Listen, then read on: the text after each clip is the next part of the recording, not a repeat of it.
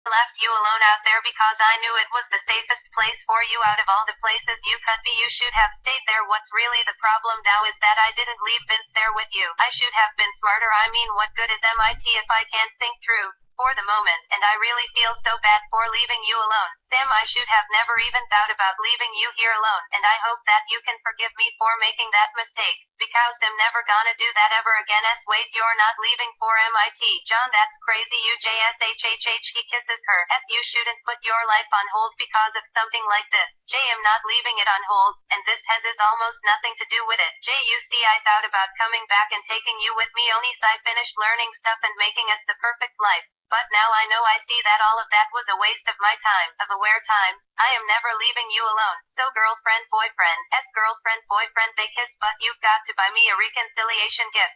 What does that word even mean? I don't know, but my aunt uses it a lot. End scene. FBI, so how did you get into MIT? I mean, even with your grades early admission, that's something, right? Am I right, I invented this little technique to operate on lung cancer and small tumors.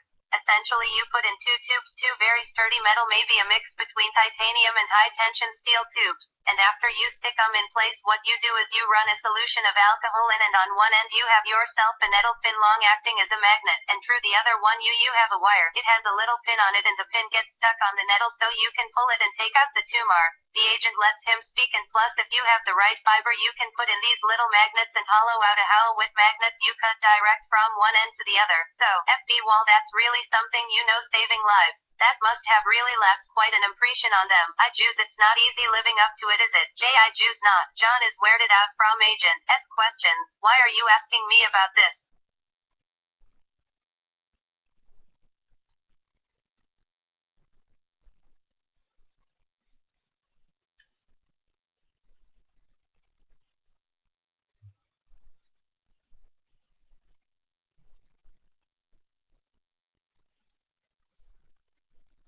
FB, it wasn't easy, was it, John? Was it when you killed him? You killed Vincent's dad because he gave your friend what you never had.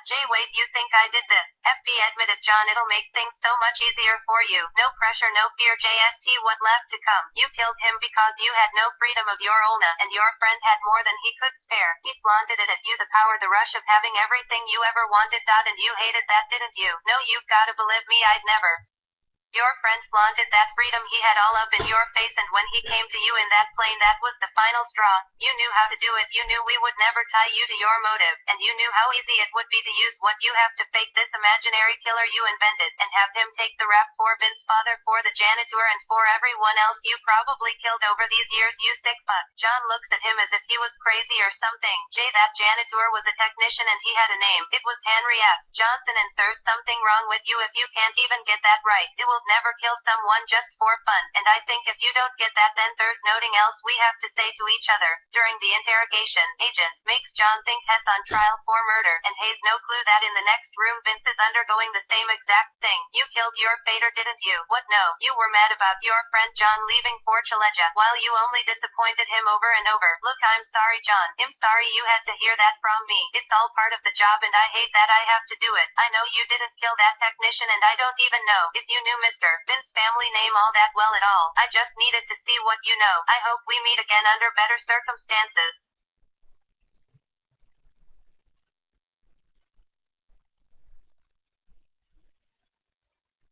John is left out of the interrogation room. He goes into the hall where he sees Vince sitting on the waiting chair. Hey man, hey Vince, how are you? I'm fine, they just asked me questions and stuff. Did they ask you if you killed your dad? White, how did you know? They asked me the same thing. Fucking cops. It's like one of those police academy movies, where you've got everyone running around doing nothing, wasting time. It's actually pretty smart to accuse us. Even if we didn't do it, still might know something. I mean, there has to be a reason for all of this. Wait, are you saying that my dad was AJ? I'm not saying nothing. I just think that you should try and remember they have their reasons for doing what they do, and I'm sure your dad was a good man. Bad guys don't kill you unless they have a reason, otherwise we'd all be living in a nuclear wasteland. Whatever made your dad a target, he probably had you and your family in on his mind the entire time. End scene.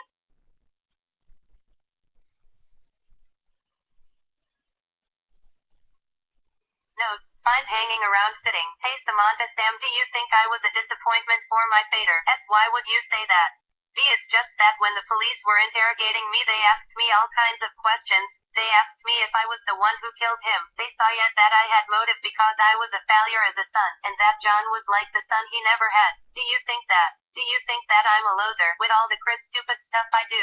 No, Vince, no. I don't think you're a loser. I think you're a moron for thinking that you can compete with John. But all in all, I think you're normal for a jock with so much money at his disposal. Not much of that left is there. I'm going to have to get a job in. Note complete scene. Note, John figure out stone. 1 look at it, think for a bit, then rolls his finger across the top of the glass. Woo, woo, woo, woo. He has an idea. 2. He takes a glass, puts it on top of the kitchen table. Inside it the rock, and then he takes a pan and just smashes the glass with everything has got. The rock vibrates again. 3. He picks it up and carefully he takes a can and sticks it in it. 4. He goes traverse his car. In one hand the steering wheel, in the other the can. He shakes it constantly. He reaches the school. 5. John goes into the locker room and then he just throws the rock on the floor. It moves and turns all on its own.